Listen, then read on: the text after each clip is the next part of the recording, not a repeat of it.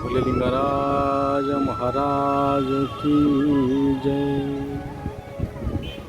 प्रभु लिंगराज का चरण रे अनंत कोटि दंडवत। आज आम पहुँची जाइचु लिंगराज का मंदिर पाखे। आपण मैंने समस्त लिंगराज मंदिर को दर्शन करूँ।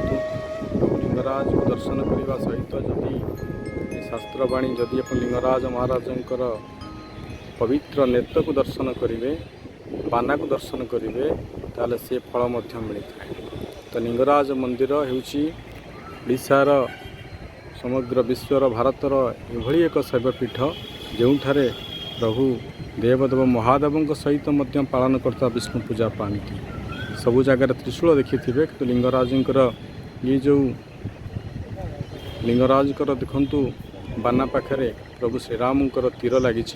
सबु जगार त्रिशूल लगुला बेले ये रामंकर तीर लगी। तेणु ये बहुत किसी वैशिष्ट अच्छी ये मंदिर रे। ये मंदिर भीतर को आस्ते आस्ते धीरे धीरे परिक्रमा करवा।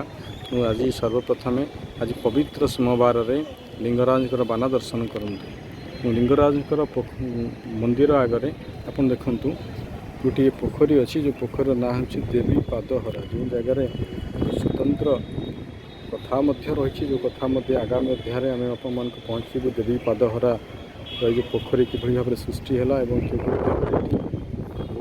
माँ पार्वती दिव्य लीला रही से विषय में आगक नबू। तो निश्चित भाव में चैनल को लाइक करूँ, सब्सक्राइब करूँ। लिंगराज क्षेत्र समस्त कथा ये चैनल माध्यम आम आप पाखे पहुँचू। तो प्रत्येक नुआ नुआ वीडियो देखापी आम चैनल को लाइक करूँ, सब्सक्राइब करूँ, शेयर करूँ।